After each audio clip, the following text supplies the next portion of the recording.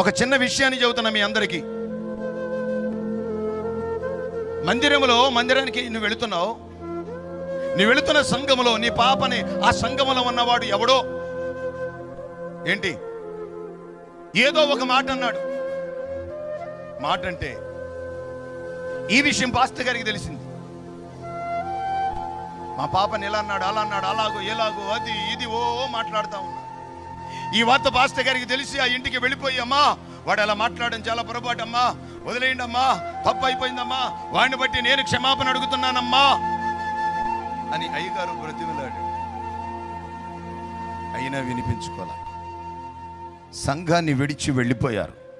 నిజంగా సంఘము, నిజంగా దైవజనుడు ఉన్నది ఉన్నట్లుగా మాట్లాడేవాడు, సత్యాన్ని సత్యముగా బోధించేవాడు, బైబిల్లో ఉన్నది ఉన్నట్లుగా ప్రకటించేవాడు. ఏ మాత్రము వెసులుబాటు ఇచ్చేవాడు కాదు, ఏ మాత్రము హద్దు దాటితే ఊరుకునేవాడు కాదు, ఎక్కడికి పడితే అక్కడికి వెళితే ఊరుకునేవాడు కాదు, ఏది పడితే అది తింటే ఊరుకునేవాడు కాదు ఆ దైవజనుడు.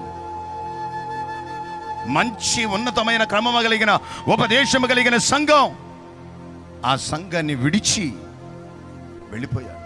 1-4 సార్లు వెళ్ళి పాస్టర్ గారు ఎంత చెప్పినా, పాస్టమ్మ గారు వెళ్ళి ఎంత బోధించినా, క్షమించడమ్మా వాడిని బట్టి మేము అడుగుతున్నాం అని ఎంత చెప్పినా వినిపించుకోకుండాను మానేశారు. కొద్ది రోజులు గడిచిన తరువాత, ఒక 6 నెలలు అయిన తరువాత, కాలేజీకి వెళ్తున్న వాళ్ళ అమ్మాయిని ఒక 3-4 కలిసి ర్యాగింగ్ చేసి బాగా ఇబ్బంది పెట్టారు. ఈ వార్త తల్లిదండ్రులకు తెలిసింది.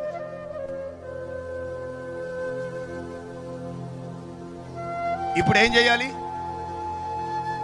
వెంటనే కాలేజీ మానిపించేసి వేరే కాలేజీలో వేయాలి. అవునా? ఏమండి? వెంటనే కాలేజీ మానిపించి వేరే కాలేజీకి పంపించాలి. ఎందుకని? నువ్వు వెళుతున్న మందిరంలో ఎవరో బుద్ధి గట్టి తిని, కళ్ళు పైకెక్కి, చెడిపోయిన మనసు కలిగి ఒక మాట అన్నందుకే నీ బిడ్డలలో లేకపోతే నిన్నో, ఆ సంఘాన్ని, ఆ క్రమాన్ని, ఆ ఉపదేశాన్ని విడిచిపెట్టేసి వెళ్ళిపోయావే.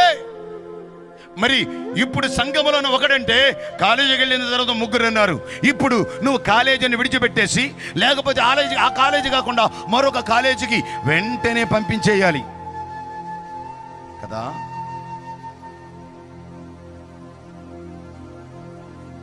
ఇక్కడ నీకు న్యాయం అనిపించినప్పుడు అక్కడ కూడా న్యాయంగానే చెయ్యాలిగా. మీ అందరికి దేవుని దాసునిగా ప్రేమతో చెబుతున్నా, కాలేజీ మాన్పించరు, అదే కాలేజీగా పంపిస్తారు.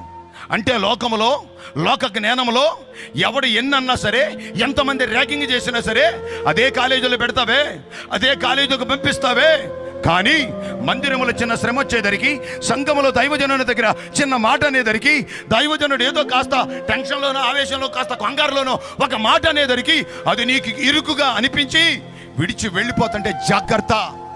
ఈ రాత్రికాల సమయంలో దేవుని దాసునిగా హెచ్చరిస్తున్నా మీ అందరికీ, నువ్వు ఏ సంఘానికి వెళుతున్నావో, ఏ మందిరములో ఉన్నావో, ఏ దైవజనుని దగ్గర ఉన్నావో, అది నీకు ఒకవేళ దైవజనుడు అభిషిక్తుడైతే, ఉన్నది ఉన్నట్లుగా బోధించే దైవజనుడైతే, ఆ సంఘాన్ని, దైవజనుని విడిచి వెళ్ళవద్దు.